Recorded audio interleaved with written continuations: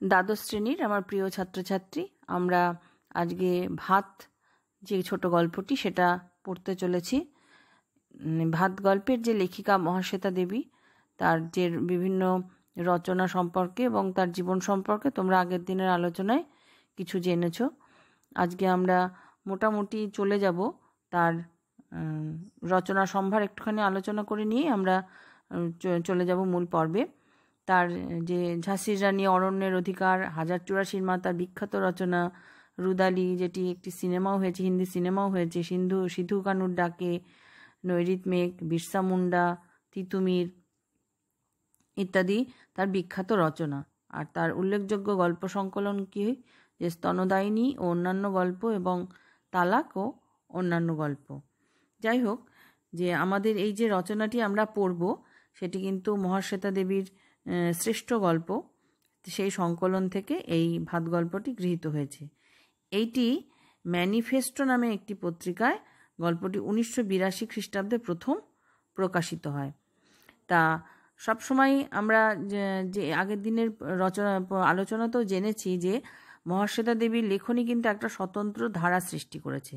আসলে তিনি যতটা লেখিকা ততটাই ছিলেন একজন সমাজসেবিকা, এবং সমাজসেবিকা অর্থে তিনি একদম সমাজের অন্তজ শ্রেণীর মানুষ, অর্থাৎ একেবারেই যারা দিন আনা খেটে খাওয়া মানুষ বা তাদের থেকেও আরও প্রত্যন্ত গ্রামে গঞ্জের লোক, যাদের খবর সাধারণ মানুষ, শহরের মানুষ রাখে না, তাদের জীবনের সঙ্গে তিনি একদম ওতপ্রোতভাবে জড়িত ছিলেন।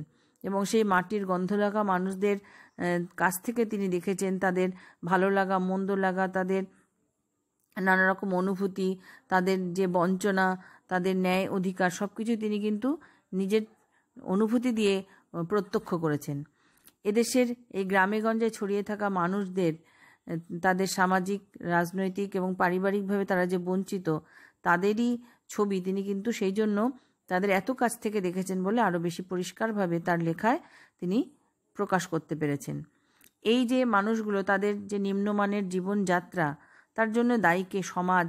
এবং তাদের সেই জীবনের মধ্যেও যে কুসংস্কার, আচ্ছন্নতা, যেখানে দারিদ্র্য তাদের প্রধান শত্রু, কিন্তু সেখানেও কিন্তু কুসংস্কার, আচ্ছন্নতা, তাদের মধ্যে বিভেদ, তাদের মধ্যে ছোটোখাটো লোভ, হিংসা এবং তাদের সেই নানা রকম কলহ, এগুলো কিন্তু তিনি তাদের ছোটোখাটো যে জীবনের জটগুলো, তাদের যন্ত্রণাগুলো তিনি খুব সুন্দরভাবে তুলে ধরেছেন। আর দেশভাগের যন্ত্রণা সেই সময় একটা বড় সমস্যা ছিল। বহু মানুষ দেশভাগের জন্যে কিন্তু তাদের আরও সমস্যাটা বেশি বেড়ে গেছিল, দারিদ্র্য বা আরও যেসব সমস্যা, সেগুলোও কিন্তু তিনি একটা আশ্চর্য, যেহেতু কাছ থেকে দেখেছেন, তাদের ভালোবেসেছেন, তাদের সঙ্গ করেছেন, যে সেই জন্য তার লেখায় একটা সুন্দর সহানুভূতি প্রকাশ পেত। ঘটনার সত্যতা সহজ করে বলা এবং সরল ও তীক্ষ্ণ উপস্থাপনা তার গদ্যরীতির অন্যতম বৈশিষ্ট্য। আধুনিক কালের যে সাধারণ যে অন্যান্য যে ধরনের রচনা, সেখান থেকে কিন্তু তিনি একদমই অন্যরকম তার জায়গা করে নিয়েছেন। এবং তার লেখাগুলো, প্রত্যেকটি লেখার মধ্যে আমরা যার জন্য দেখব সাহিত্য কর্মের জন্য রচনা যতটা না, তার থেকেও বেশি যেন সমাজের দায়বদ্ধতা বা সমাজের এই অন্তজ শ্রেণীর মানুষগুলোর চিত্র তুলে ধরার জন্যই যেন তার লেখনী, এটা আমরা কিন্তু বুঝতে পারবো। তাছাড়াও নারীর প্রতি বঞ্চনা, যেহেতু তিনি নারী, তাদের অত্যাচারের কাহিনী তার লেখনীতে ভীষণভাবে প্রকাশিত হয়েছে। নারী মুক্তির কথা বারে বারে এসেছে তার লেখার একটা, মানে তার নারী মুক্তির হাতিয়ারই ছিল তার লেখা। আর তার যে লেখা বা সাহিত্য, সেগুলো কিন্তু শুধু আবেগ বা কল্পনা নয়, রোমান্টিকতার সেখানে জায়গা কম, অধিকার ছিনিয়ে নেওয়ার একটা যেন সংকল্প বা প্রতিজ্ঞা তার রচনার মধ্যে দেখা যায়। এবং আরেকটি কথা বলি, যেহেতু এই প্রত্যন্ত গ্রামে গঞ্জে গেছেন, এবং প্রত্যন্ত গ্রামে গঞ্জে এই বাংলাদেশ তো কম বড় জায়গা নয়, তার বিভিন্ন প্রান্তের বিভিন্ন নিজস্ব বৈশিষ্ট্য আছে, যেগুলোকে আমরা বলি অঞ্চল ভেদে বৈশিষ্ট্য। পুরুলিয়ার একরকম হতে পারে, বাঁকুড়ার একরকম হতে পারে, আরও অন্য নানা জায়গার ঘটনা তিনি চোখে দেখেছেন। সেই জন্য এক একটা অঞ্চল যখন তার লেখায় প্রকাশিত হয়েছে নিজস্ব বৈচিত্র্য নিয়ে, সেটাকে আমরা বলি আঞ্চলিকতা। আসলে তাহলে আঞ্চলিকতা তার গল্পে বাস্তব রূপ প্রকাশ পেয়েছে, অর্থাৎ যে অঞ্চলের কথা তিনি বলছেন, যে অঞ্চলের মানুষের কথা বলছেন, আমরা যেন তার লেখায় পড়ে সেই অঞ্চল বা সেই জায়গায় পৌঁছে যাই। এবং সেখানকার রীতিনীতি, সমাজ বৈশিষ্ট্য, তাদের মানুষের চিন্তাভাবনা, এগুলো সমস্তটাই প্রকাশিত হয়। সেই হিসাবে আমাদের আজকের যে আমরা পড়ব ভাত, তার যে পটভূমি, সেটা কিন্তু আমরা বুঝতে পারবো যে গল্পের মূল চরিত্র উৎসব নাইয়া, আসল নাম উৎসব, তাকে উৎসব বলা হয়েছে, তা সে কিন্তু সুন্দরবন অঞ্চলের একজন মানুষ। এসো আমরা এবার গল্পটি আজকে একটু সারসংক্ষেপ আলোচনা করে নিই। তা এই যে ছোট গল্পটি ভাত, এই গল্পের কিন্তু মূল চরিত্র উৎসব। আসলে এটা উচ্চারণের জন্য হয়েছে, কিন্তু আসল নাম হলো উৎসব নাইয়া। এবং সেখানে এটা আসলে মূল দেখানো হয়েছে যে সুন্দরবন অঞ্চলে ঝড় বন্যায় যে ভেসে গেছে, প্রাকৃতিক যে বিপর্যয়, সেজন্য সংসার হারানো, আপনজন হারানো উৎসব, সে কিন্তু পাগল হয়ে গেছে সব হারিয়েও। সে তো তার যে পেটের খিদেটা, জ্বালাটা, সেটা তো সে ভুলতে পারেনি, সেটা তার স্বাভাবিক জৈবিক প্রবৃত্তি হিসাবেই থেকে গেছে। সে জ্বালায় সে পাগল হয়ে সে কিন্তু ভেবেছে যে শহরে সেখানে হয়তো সে পাবে কিছু, সেই জন্য সে কিন্তু এসেছিল। কিন্তু সেখানেও আমরা দেখব একটা ধনী পরিবারের অশেষ চাল, যে ধান চাল তাদের কাছে রূপকথার মতন, সেই সময় কিন্তু সে সামান্য ভাতের জন্য সে কিভাবে খাটবে, কিভাবে কষ্ট করবে। অবশেষে তার সামনে দিয়ে সে ভাতটা সে দেখবে, যখন তার সামনে দিয়ে ভাতটা চলে যাচ্ছে, তার ভোগে লাগছে না, তখন তার সে ভেতরকার এতদিনের জন্তুর মতো যে খিদেটা, সেটা প্রকাশিত হবে এবং সে কীরকম রূপ নেবে, এবং সেটারই একটা পরিণতি। এটাই হলো গল্পের মূল বিষয়বস্তু, ধনী দরিদ্রের জীবনযাত্রা। একজন দরিদ্র সর্বহারা মানুষের কাছে ভাতটা কত বড় জিনিস, আর দরিদ্র, তাদের অনেক সম্পত্তি হয়ে গেছে, তাদের কাছে ভাতটা ফেলে দেওয়াও খুব একটা বেশি কিছু ব্যাপার নয়। এই যে জীবনযাত্রার পার্থক্যটা, এটাই কিন্তু ভাত এই গল্পটাতে ফুটে উঠেছে। তোমরা দেখবে ভাত উৎসব নাইয়ার কাছে স্বপ্ন, আর ভাত একটা বাড়িতে রান্না করেও ফেলে দেওয়াটা কোনো ব্যাপার নয়। তা সেইখানে অথচ ফেলে দেওয়ার ব্যাপার না হলেও কিন্তু তারা ভাতটা উৎসব নাইয়াকে দেয়নি, তাকে খাটিয়ে নিয়েছে। যাই হোক, আমরা চলে আসি যে উৎসব নাইয়া, তার পিতা, তার সূত্রে আমরা জেনেছি তার পিতার নাম হরিচরণ নাইয়া, এবং সে সুন্দরবন অঞ্চলে সে থাকতো তার সংসার নিয়ে, স্ত্রী পুত্র কন্যাকে নিয়ে।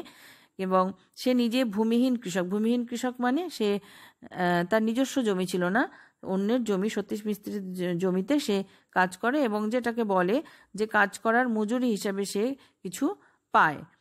তা এইখানে আমরা বুঝতে পারি এই অঞ্চলের বেশিরভাগ জমির মালিক বড় বড় মহাজন, এবং তাদের কাছে এইসব ভূমিহীন মজুররা সারা বছর দারুণভাবেই খাটতো, এবং এদের কাজ দেওয়ার মালিক তারা ছিল, ছাঁটাই করার মালিকও তারাই ছিল।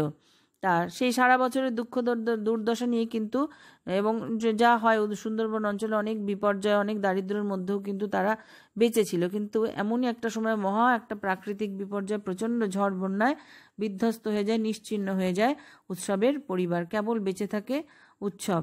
স্ত্রী পুত্র কন্যার যে শোক, সেটাতে সে বেশ কিছু খায়নি, সে অনেক দিনই কিছু খায়নি। সে পাগলের মতন তাদের খুঁজে বেরিয়েছে, যদি সন্ধান পাওয়া যেত।